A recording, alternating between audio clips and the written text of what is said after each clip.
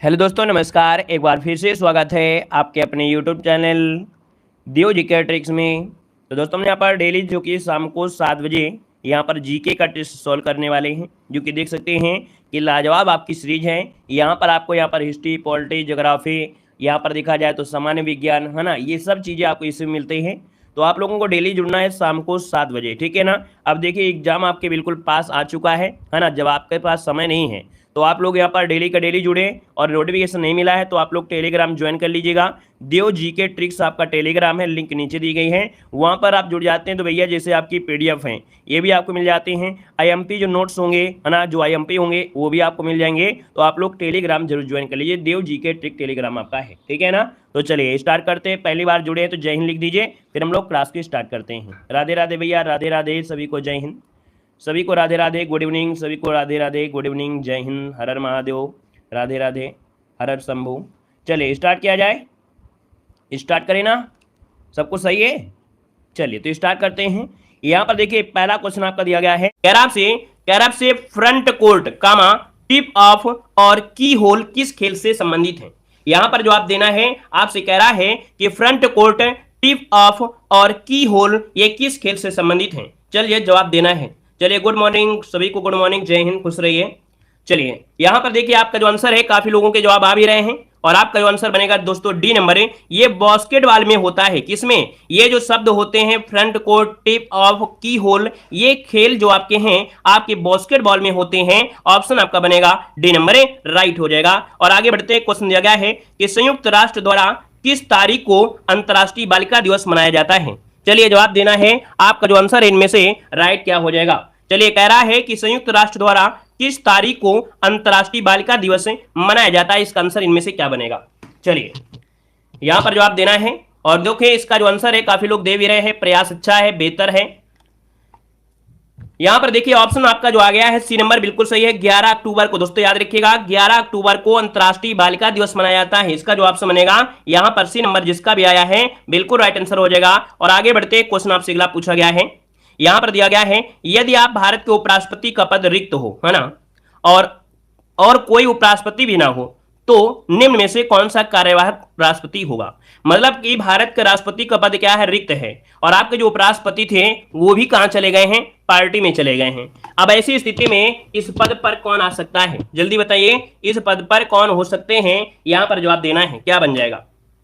चलिए तो यहां पर देखिए आपका जो 3 नंबर है, 3 का ऑप्शन क्या बनेगा, यहां पर देखिए डी नंबर। याद रखिएगा कि जो सर्वोच्च न्यायालय का मुख्य न्यायाधीश होता है ना, सर्वोच्च न्यायालय का जो मुख्य न्यायाधीश होता है वो इस पद पर कार्यवाहक राष्ट्रपति बन जाएगा। और मान लीजिए सर्वोच्च न्यायालय के मुख्य न्यायाधीश भी चले गए हैं किसी पार्टी में, तब क्या होगा, तो भैया यहाँ पर जितने न्यायाधीश होते हैं उनमें से जो सबसे बुजुर्ग होगा उसको बना दिया जाएगा, ठीक है ना। और ऐसा तो नहीं है कि एक कोरोना आ रहा है और एक साथ सब चले जाए, ऐसा तो होगा नहीं, ठीक है। चलिए आगे बढ़ते, क्वेश्चन आपसे अगला पूछा गया है कि अनुसूचित जाति, अनुसूचित जनजाति मतलब अत्याचार निवारण अधिनियम 1989 प्रवृत्त हुआ था। ये दोस्तों आपका जो नियम है ये आया था आपके 30 जनवरी 1990 को। कब आया था, 30 जनवरी 1990 को। यहां पर जो आंसर है वो आपका कौन हो जाएगा, बी नंबर इसका राइट हो जाएगा, ठीक है। प्रवृत्त मतलब हुआ लागू, अधिनियम जो बना था वो तो आपका 89 में, लेकिन प्रवृत्त मतलब लागू हुआ वो 30 जनवरी 1990 को लागू हुआ था। आगे बढ़ते क्वेश्चन आपसे अगला पूछा गया है, यहां पर दिया है निम्नलिखित में से किसमें नेचुरल हिस्ट्री का राष्ट्रीय संग्रहालय नहीं है। यहां पर जवाब देना है, कह रहा है निम्नलिखित में से किसमें नेचुरल हिस्ट्री का राष्ट्रीय संग्रहालय नहीं है। तो दोस्तों देखिए यहां पर जो आपका बी नंबर है आपका हैदराबाद, ये हैदराबाद यहाँ पर नेचुरल हिस्ट्री का संग्रहालय नहीं है। यहाँ पर जो आंसर है वो आपका बी नंबर है, राइट हो जाएगा। वहीं पर मैसूर, भुवनेश्वर यहाँ पर क्या है, नेचुरल हिस्ट्री के संग्रहालय मिल जाएंगे। आगे बढ़ते हैं, क्वेश्चन आपसे अगला पूछा गया है, कह रहा है इंटरपोल का मुख्यालय कहां पर है। चलिए बताइएगा कि इंटरपोल का जो मुख्यालय हो आपके है कहां पर, यहां पर जवाब देना है। और देखिए आपका आंसर क्या बन जाएगा, यहां पर आंसर देखिए आपका जवाब बनेगा कौन सा, ए नंबर हो जाएगा, जो कि लियोन है आपके फ्रांस में है ना, ये फ्रांस में है। जो कि देखा जाए कि अंतर्राष्ट्रीय संगठन है जो दुनिया भर में पुलिस सहयोग और अपराध नियंत्रण की सुविधा प्रदान करता है, कौन, इंटरपोल। तो ऑप्शन बनेगा यहाँ पर नंबर जिसका आ रहा है राइट हो जाएगा। और आगे बढ़ते क्वेश्चन आपसे अगला पूछा गया है कि प्राचीन भारत में निम्नलिखित में से कौन सी लिपि दाईं ओर से बाईं ओर लिखी जाती थी। बताइएगा कि दाईं ओर से बाईं ओर लिखी जाती थी, यहां पर कौन सी लिपि है। यहाँ पर देखिए दाईं ओर से बाईं ओर, इसका मतलब है कि हम लोग जो लिखते हैं कैसे लिखते हैं, बाएं से दाएं जाते हैं, लेकिन ये दाएं से बाईं ओर थी। तो ये दोस्तों आपकी है कौन सी, खरोष्टी लिपि। कौन है, खरोष्टी लिपि है। इसका जो ऑप्शन है वो आपका डी नंबर हो जाएगा, खरोष्टी लिपि। ये दाएं से बाएं लिखी जाती है ना, लेकिन जो आपकी जो देवनागरी है वो आपकी बाएं से दाएं जाती रहती है। ठीक है, क्लियर है। आगे बढ़िए, क्वेश्चन दिया गया है आंध्र प्रदेश का क्लासिकल जो डांस इनमें से क्या है। चलिए बताएगा कि आंध्र प्रदेश का जो क्लासिकल डांस है अर्थात शास्त्रीय नृत्य है वो कौन सा है, यहां पर जो आप दीजिएगा। चलिए भाई, आपका आंसर क्या बनेगा। तो आप कहेंगे सर यहां पर देखा जाए तो आपका जो आंसर बनेगा यहां पर आपका डी बन जाएगा। याद रखिएगा, कुचिपुड़ी। क्या हो जाएगा, कुचिपुड़ी। ये कहां का है, तो आपके आंध्र प्रदेश का शास्त्रीय नृत्य है, ऑप्शन बनेगा यहां पर दोस्तों। याद रखिएगा, डी नंबर है, राइट हो जाएगा डी नंबर। ठीक है, और आगे बढ़िए, क्वेश्चन आपसे अगला पूछा गया है। यहां दिया है कि अनुष्का रविशंकर किस वाद्य यंत्र से संबंधित है। चलिए जवाब देना है, अनुष्का रविशंकर जो है ये किस वाद्य यंत्र से संबंधित है। 9 ऑप्शन में से क्या बनेगा। तो दोस्तों ये बजाते हैं सितार। क्या ये सितार वादक भी हैं और संगीतकार भी हैं। याद रखिएगा कि अनुष्का रविशंकर जो हैं ये सितार वादक हैं। इसका जो ऑप्शन है यहां पर आपका ये नंबर है, राइट रहेगा। ये एक भारतीय संगीतकार भी है। आगे बढ़ते क्वेश्चन आपसे अगला पूछा गया है कि आदि शंकर जो बाद में शंकराचार्य बने उनका जन्म कहां हुआ था। चलिए भाई जवाब देना है ना। ये क्वेश्चन आपको डेली पढ़ना है तभी आप ये पढ़ पाएंगे। ऐसे क्वेश्चन जल्दी आपको मिलते नहीं है क्योंकि आप लोग हिस्ट्री पॉलिटी में लगे रहते हैं, है ना। तो ये जो क्लास होती है इसको आप लेंगे तो आपका जो स्टैटिक जीके होती है वो आपकी कंप्लीट होगी। दोस्तों यहाँ पर देखिए जो आपके शंकराचार्य हैं, है ना, इनका जो जन्म हुआ था वो केरल में जगह पड़ती है कालपी या कासल भी कहते हैं। यहाँ पर जो 10 नंबर है वो ऑप्शन इसका बी हो जाएगा। याद रखिए केरल में एक जगह पड़ती है कालपी, कालपी या उसे हम लोग कासल कहते हैं, है ना। तो यहाँ पर जो आपका आंसर है वो आपका बी नंबर जिसका भी आ रहा है राइट हो जाएगा। और आगे बढ़ते क्वेश्चन आपसे अगला पूछा गया है। यहां पर दिया गया है कि त्यागराज का जो नाम संबंधित है, त्यागराज का जो संबंध है किसे है, त्यागराज ये भारतीय कर्नाटक से संबंधित है। दोस्तों याद रखिए त्यागराज का जो संबंध है वो आपके भारतीय कर्नाटक संगीत से जुड़े हैं। इसका जो ऑप्शन है यहां पर बी नंबर है, राइट हो जाएगा बी नंबर है। और आगे बढ़ते क्वेश्चन आपसे अगला पूछा गया है कि महाभारत का मौलिक नाम क्या था। चलिए बताइएगा महाभारत का मौलिक नाम क्या था। मौलिक नाम पूछा गया है, यहां पर जो आपका आंसर इनमें से क्या बनेगा। दोस्तों महाभारत का मौलिक नाम था जय संहिता। क्या था, जय संहिता के नाम से जानते हैं। दोस्तों याद रखिए इसका जो ऑप्शन है या इसका जो ऑप्शन है आपका डी वाला, यहाँ पर राइट हो जाएगा, डी नंबर है। ये है आपका जय संहिता हो जाएगा। मतलब ये कह सकते हैं महाभारत ग्रंथ का मूल नाम ही क्या था, जय संहिता था। भारत वंश के राजाओं की कथा होने से भारत कहलाया था दोस्तों, याद रखिए, है ना। तो इसलिए इसे महाभारत के नाम भी कर दिया गया था। और दोस्तों यहाँ पर आगे बढ़ते क्वेश्चन आपसे अगला पूछा गया है कि विश्व वन्य जीव संरक्षण कोष का मुख्यालय कहां पर अवस्थित है। चलिए बताइएगा कि विश्व वन्य जीव संरक्षण कोष का जो मुख्यालय है वो आपके कहां पर है। यहां पर जवाब देना है। भाई वीडियो को लाइक कर दीजिएगा, थोड़ा अच्छा लगता है ना। एक बार जितने लोग जुड़े हैं सभी से रिक्वेस्ट है भाई सभी लोग वीडियो को लाइक कर दीजिएगा, ठीक है ना। और नए हैं तो चैनल को भी सब्सक्राइब करने के साथ साथ जय हिंद जरूर लिखिएगा, ठीक है ना, ताकि पता चल पाए कि नहीं आप हमारे चैनल से जुड़े हैं। आपने जय हिंद लिखा है, आप हमारे चैनल से जुड़े हैं, हमारे इस छोटे से परिवार का एक हिस्सा बने हैं, तो आप लोग जय हिंद जरूर लिखिएगा, ठीक है। देखिए विश्व वन्य जीव संरक्षण कोष का जो मुख्यालय है कहां पर है। आप कहेंगे जो ऑप्शन है आपका यहाँ पर ग्लैंड, जो कि आपके स्विट्जरलैंड में है। यहाँ पर दोस्तों आपका जो आंसर बनेगा यहाँ पर ए नंबर इसका राइट हो जाएगा। याद रखिए इसकी स्थापना जो हुई थी वो आपके 1961 में, कब हुई थी, 1961 में हुई थी। और ये एक गैर सरकारी संगठन है। क्या, ये एक गैर सरकारी संगठन है दोस्तों, याद रखिएगा, ठीक है ना। इसमें क्या होता है, वन्य जीवन जो होता है उनका संरक्षण करना होता है, जो पर्यावरण होता है उसके प्रभाव को घटाना होता है ना। तो इसका जो ऑप्शन है वो आपका ए नंबर है, राइट हो जाएगा। आगे बढ़ते हैं, क्वेश्चन आपसे अगला पूछा गया है। कह दिया गया है कि पैगंबर मोहम्मद के जन्मदिन के उपलक्ष्य में कौन सा त्योहार मनाया जाता है। चलिए भाई बताइएगा कि पैगंबर मोहम्मद के जन्मदिन के उपलक्ष्य में कौन सा त्योहार मनाया जाता है।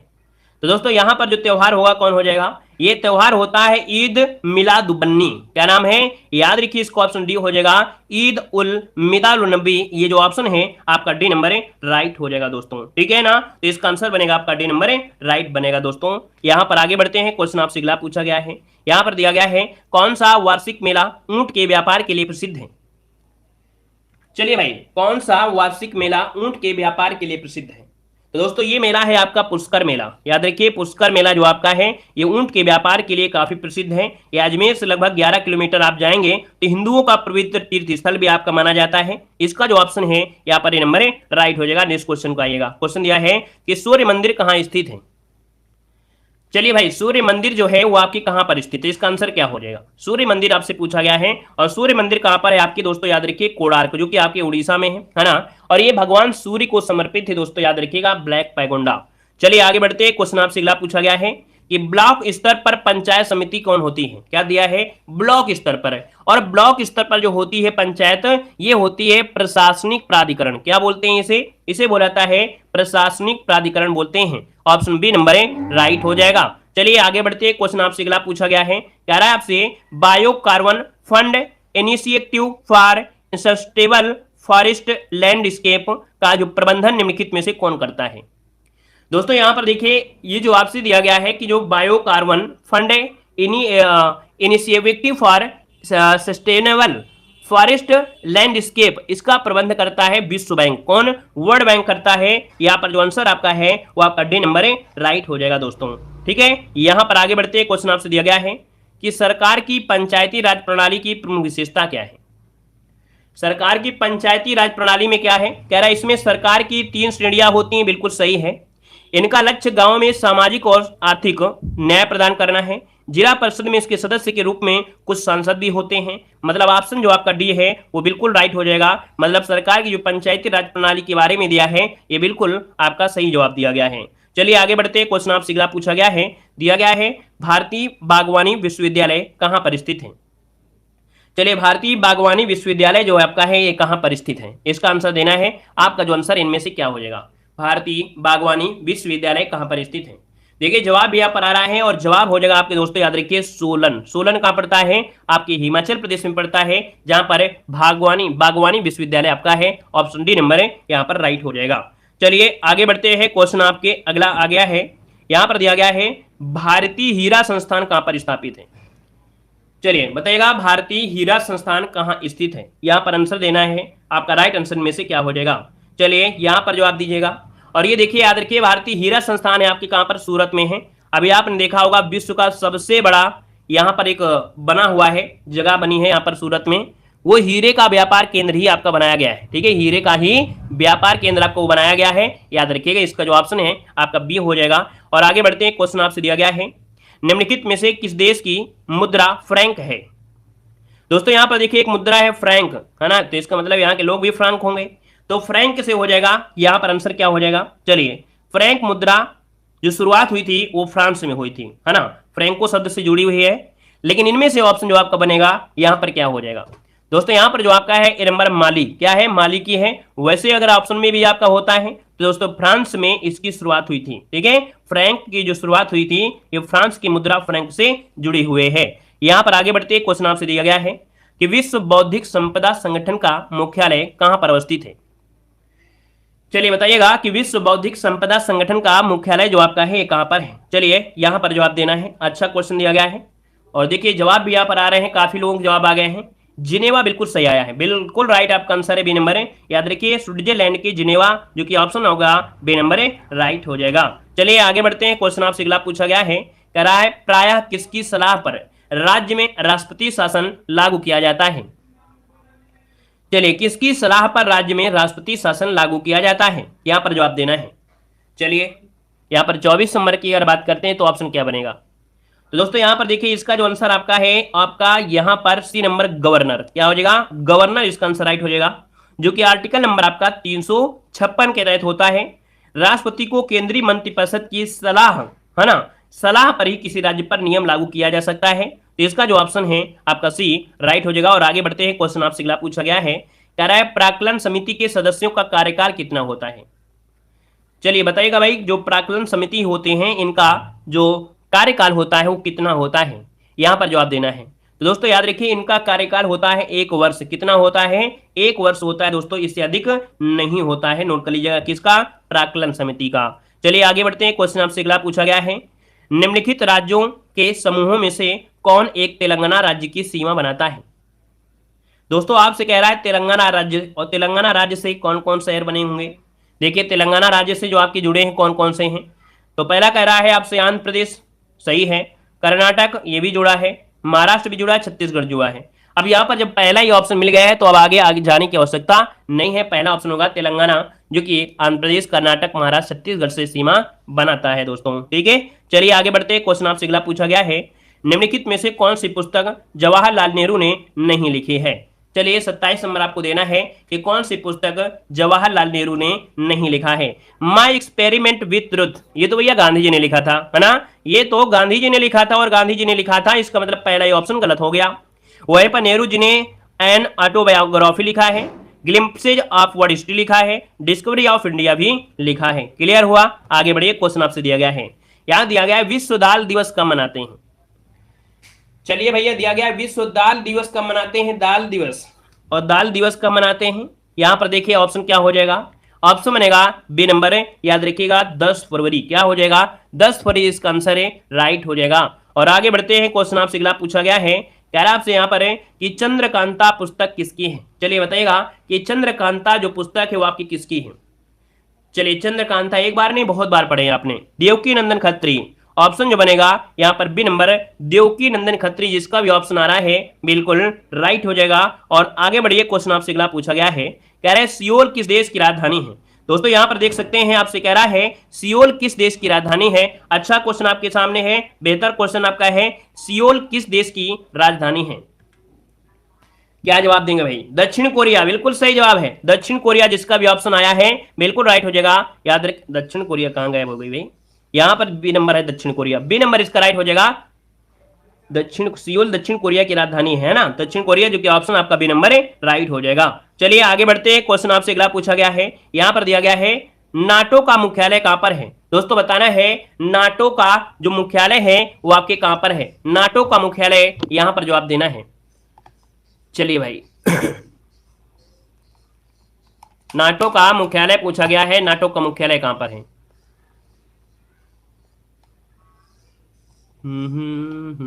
चलिए एक मिनट, थोड़ा सुधार कर दें ऊपर वाले क्वेश्चन में।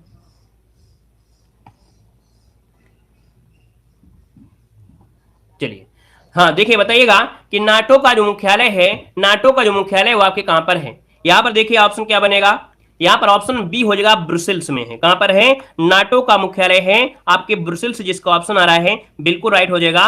और इसमें दोस्तों क्या है, 31 देशों का संगठन है, अर्थात 31 देशों का ये गठबंधन है। इसे उत्तर अटलांटिक संधि भी कहा जाता है। क्या बोलते हैं, उत्तर अटलांटिक संधि संगठन के नाम से भी जाना जाता है। और इसके बाद ये है कहां, ब्रुसेल्स आपके बेल्जियम में। कहां पर है, बेल्जियम में आपका है, बेल्जियम में है आपका, याद रखिए बेल्जियम में। आगे बढ़ते क्वेश्चन आपसे अगला पूछा गया है, मेयर का कार्यकाल कितने वर्ष का होता है। चलिए मेयर का जो कार्यकाल होता है कितने वर्ष का होता है, मेयर का कार्यकाल कितने वर्ष का होगा।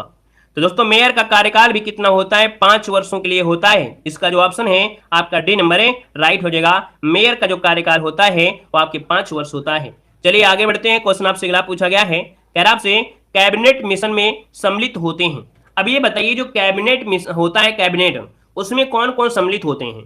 तो दोस्तों यहां पर कैबिनेट में सिर्फ कैबिनेट मंत्री ही होते हैं, कैबिनेट में सिर्फ कैबिनेट मंत्री ही होंगे। यहां पर आंसर आपका बी हो जाएगा, केवल कैबिनेट मंत्री होते हैं, याद रखिएगा। ठीक है अगला क्वेश्चन बताइएगा, यहां पर दिया गया है, कह रहा आपसे यहां पर है कि पारंपरिक नृत्य शैलियां भवाई और कालबेलिया की उत्पत्ति किस भारतीय राज्य में हुई थी। दोस्तों यहां पर देख सकते हैं एक नृत्य होता है भवाई, है ना, ये शैली भवाई है, और एक होता है कालबेलिया, ये किस भारतीय राज्य से संबंधित है। दोस्तों आपको सीटेट में ये पढ़ा होगा, जिन लोगों ने सीटेट की तैयारी किया होगा उनको ये पता होगा। कालबेलिया जो कि एक सांप होता है, ये सांप के जैसे नागिन डांस जिसे बोलते हैं, कालबेलिया को ही नागिन डांस बोलते हैं, और ये राजस्थान का है दोस्तों, याद रखिए। यहाँ पर जो आंसर है वो आपका बी नंबर है, राइट हो जाएगा दोस्तों, नोट कर लीजिएगा। भवाई और आपकी कालबेलिया ये नृत्य रूप राजस्थान के लिए है, और इसे नागिन डांस भी कहते हैं, किससे, कालबेलिया को। चलिए आगे बढ़ते हैं। क्वेश्चन आपसे अगला पूछा गया है कि भारत में अज्ञात सैनिकों का स्मारक कौन सा है। भारत में जो अज्ञात सैनिक है इनका जो स्मारक है दोस्तों ये कहां पर है। यहां पर देखिए ऑप्शन क्या हो जाएगा, तो दोस्तों यहां पर देखिए कि मतलब कह सकते हैं कि यहां पर देखा जाए जो जॉर्ज पंचम थे, है ना, जॉर्ज पंचम के समय भारत की स्वतंत्रता के पश्चात जो इंडिया गेट है ना, इंडिया गेट कहां पर है, ऑप्शन बी इसका राइट हो जाएगा, इंडिया गेट है ना, ये भारतीय सेना के अज्ञात सैनिकों के मकबरे के साइट मात्र आपका है। यहाँ पर आंसर जो आपका है बी नंबर राइट हो जाएगा। चलिए आगे बढ़ते, क्वेश्चन आपसे अगला पूछा गया है, कह रहा है जटा जाटिन कहाँ का प्रमुख लोक नृत्य है। चलिए बताइएगा, जटा जटिन ये कहाँ का प्रमुख लोक नृत्य है, जटा जटिन ये कहाँ का है। चलिए दोस्तों यहाँ पर देखिए, जटा जटिन ये आपके बिहार का है, नोट कर लीजिएगा, ये आपके कहाँ का है, बिहार का है दोस्तों, याद रखिएगा, है ना। और वहीं पर उत्तर प्रदेश को तो जानते हैं कथक, इसको बताने की आवश्यकता नहीं, कालबेलिया अभी आपने पढ़ा ही था। चलिए आगे बढ़ते हैं, क्वेश्चन आपसे अगला पूछा गया है कि कौन सा राज्य उत्तर पूर्वी राज्यों की 7 बहनों का भाग नहीं है। दोस्तों हमने बताया है 7 सिस्टर से क्वेश्चन आना ही आना है। अब 7 सिस्टर में दोस्तों देख सकते हैं मेघालय है, यहाँ पर अरुणाचल प्रदेश है, त्रिपुरा है ना। लेकिन भाई जो आपका ये पश्चिम बंगाल है, पश्चिम बंगाल 7 सिस्टर में आपका नहीं शामिल है दोस्तों, याद रखिएगा, ठीक है ना। तो इसका जो आंसर बनेगा वो आपका बी नंबर राइट हो जाएगा। अब कौन कौन आते हैं 7 बहनें, अरुणाचल प्रदेश, असम, मेघालय, मणिपुर, मिजोरम, नागालैंड और त्रिपुरा आते हैं, है ना। वहीं पर जो आपका पश्चिम बंगाल है और सिक्किम है ये आपके नहीं आते हैं, क्योंकि क्वेश्चन या तो आपका ऑप्शन में या तो सिक्किम देगा और या तो पश्चिम बंगाल देगा, ठीक है। और यहां से क्वेश्चन बनता ही बनता है। नेक्स्ट क्वेश्चन कराते हैं, क्वेश्चन दिया गया है, आपसे कह रहा है कि 20 अगस्त को कौन सा दिवस मनाया जाता है। चलिए भाई 20 अगस्त को कौन सा दिवस मनाते हैं, यहां पर जवाब देना है। तो दोस्तों 20 अगस्त को मच्छर दिवस भी मनाते हैं। एक बात याद रखिएगा कि 20 अगस्त को विश्व मच्छर दिवस भी मनाते हैं, और विश्व मच्छर दिवस ये 1990 में लंदन में मनाया गया था, ठीक है। लंदन में मनाना शुरू किया गया था, घोषणा की गई थी। लेकिन यहां पर आंसर आपको देना है, यहां पर आंसर जो आपका है दोस्तों सद्भावना दिवस। क्या याद रखिए, सद्भावना दिवस जो ऑप्शन है यहां पर ये नंबर राइट हो जाएगा। और आगे बढ़ते क्वेश्चन आपसे अगला पूछा गया है, यहां दिया गया है राष्ट्रीय पर्यावरण अभियांत्रिकी शोध संस्थान कहां पर है। मॉडल पेपर में भी कई क्वेश्चन आपको देख सकते हैं, इससे मिल गए हैं। यहां पर बताइएगा यार आपसे यहां पर है कि राष्ट्रीय पर्यावरण अभियांत्रिकी शोध संस्थान कहां पर अवस्थित है। दोस्तों ये कहां पर है आपके, ये है आपके नागपुर में है। कहां पर है, नागपुर के नीरी में पड़ता है। इसका जो ऑप्शन है यहां पर आपका सी नंबर, मतलब ऑप्शन जो आपका है देखिए ये यहां पर सी लिखा है ना, मतलब टाइपिंग क्या है बी और सी ऊपर नीचे हो गए हैं। तो यहाँ पर याद रखिए जो आपके नागपुर में है, याद रखिए नागपुर में है, ठीक है। चलिए आगे बढ़ते, क्वेश्चन आपसे अगला पूछा गया है, कह रहा आपसे कि one life is not enough शीर्षक से प्रकाशित पुस्तक के लेखक कौन है। यहां पर आप कह रहा है one life is not enough शीर्षक से प्रकाशित पुस्तक के लेखक दिया गया है। दोस्तों 40 नंबर की अगर बात करते हैं तो यहां पर इनका नाम है नटवर सिंह। क्या नाम है, ये आपके दोस्तों नटवर सिंह हैं। ये कौन थे, पूर्व विदेश मंत्री रह चुके हैं कुंवर नटवर सिंह के द्वारा ये लिखी गई एक ऑटोग्राफी है। यहां पर आंसर आपका बी हो जाएगा। और आगे बढ़ते क्वेश्चन दिया गया है कि धर्म की उन्नति के क्षेत्र में सराहनीय प्रयास के लिए कौन सा पुरस्कार प्रदान किया जाता है। चलिए बताइएगा कि धर्म की उन्नति के क्षेत्र में जो सराहनीय प्रयास होता है उसके लिए कौन सा पुरस्कार प्रदान किया जाता है।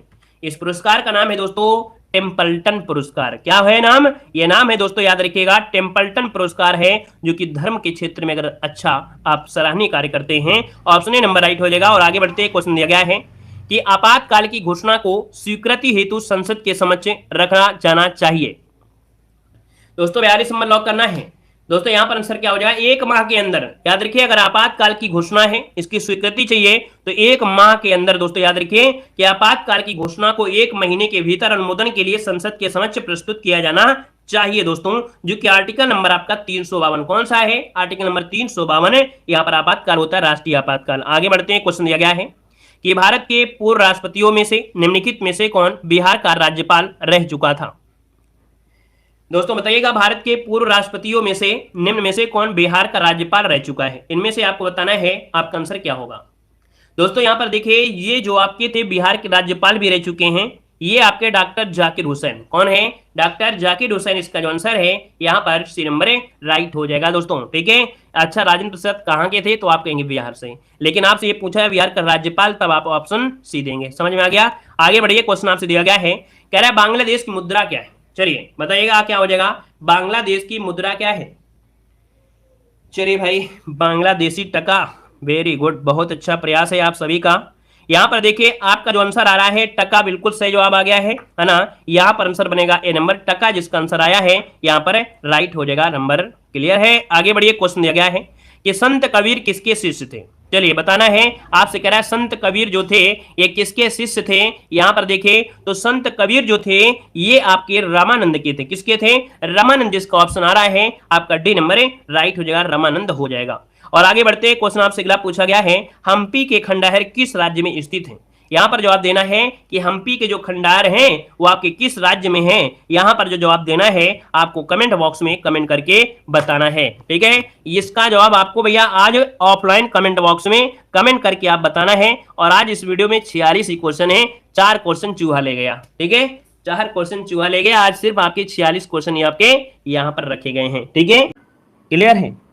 चलिए यहाँ पर आइए, मिलते हैं हम लोग कब, तो यहाँ पर रात को 8:30 बज के 50 मिनट में। धन्यवाद सभी को, जय हिंद।